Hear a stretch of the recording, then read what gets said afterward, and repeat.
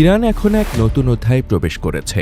শহীদ Ayatollah খামেনির স্থলাভিষিক্ত হিসেবে তার পুত্র মোস্তফা খামেনি এলেও বর্তমান সংকটকালে ইরানের ধ্বংসাত্মক আক্রমণের আসল নেতৃত্ব দিচ্ছেন অন্য এক শক্তিশালী ব্যক্তিত্ব, তিনি আলী লারিজানি, যাকে আয়াতুল্লাহ খামেনি মৃত্যুর আগে ইরানের সর্বোচ্চ নিরাপত্তা পরিষদের প্রধান হিসেবে নিয়োগ দিয়েছিলেন।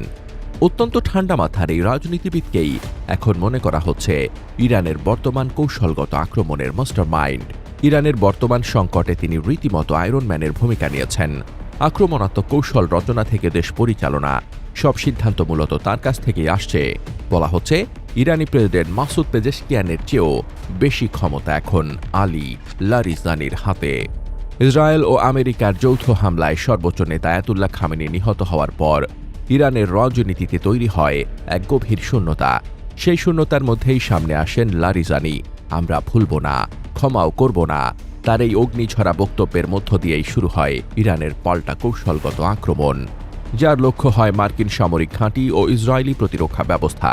তার নেতৃত্বেই ইরান সফল অভিযান পরিচালনা করছে।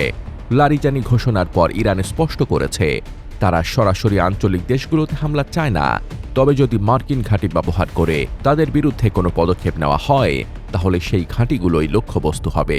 এই বার্তা মধ্যপ্রাচ্যের মার্কিন মিত্র দেশগুলোর জন্য বড় সতর্কবার্তা হিসেবে গণ্য হচ্ছে। বিশ্লেষকরা বলছেন এই হামলা অব্যাহত থাকলে দেখা দেবে জ্বালানি সংকট, যার প্রভাব পড়বে পুরো বিশ্বে। 2015 সালের পারমাণবিক চুক্তি জয়েন্ট কম্প্রিহেন্সিভ প্ল্যান অফ অ্যাকশনের পক্ষে অন্যতম জোরালো মুখ ছিলেন আলী লারিজানি। সংলাপ ও সমঝোতার রাজনীতিতে বিশ্বাসী হিসেবে পরিচিত ছিলেন তিনি, কিন্তু আজ তার ভাষা সম্পূর্ণ ভিন্ন। আলোচনার পথ আপাতত বন্ধ। আমেরিকার সঙ্গে আর কোনো আলোচনা না করার কড়া হুঁশিয়ারি দিয়েছেন তিনি। এই পরিবর্তন ইঙ্গিত দেয় যে ইরানের কৌশলে এখন আক্রমণাত্মক অবস্থানই প্রাধান্য পাচ্ছে। ইরানের ক্ষমতার কাঠামো অত্যন্ত জটিল। সর্বোচ্চ নেতা, প্রেসিডেন্ট, পার্লামেন্ট, আইআরজিসি সবাই মিলে এক শক্ত কাঠামো গড়ে তুলেছে। খামেনির মৃত্যুর পর যে অন্তর্বর্তী পরিষদ দেশ চালাচ্ছে তার সঙ্গে সমন্বয় করেই নিরাপত্তা কৌশল পরিচালনা করছেন লারিজানি। তার পারিবারিক প্রভাবও কম নয়।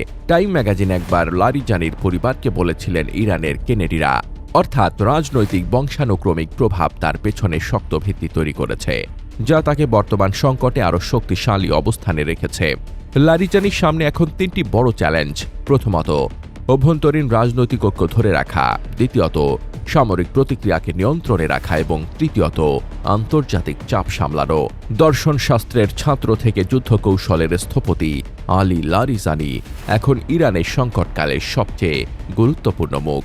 মধ্যপ্রাচ্যের অগ্নিগর্ভ পরিস্থিতিতে এখন সবার নজর তেহরানের দিকে, আর তেহরানের নিরাপত্তা কৌশলের কেন্দ্রে রয়েছেন আলী লারিজানি। তার প্রতিটি সিদ্ধান্ত এখন শুধু ইরানের নয়, পুরো অঞ্চলের ভবিষ্যৎ নির্ধারণ করবে। ডেস্ক রিপোর্ট, বার্তা বাজার।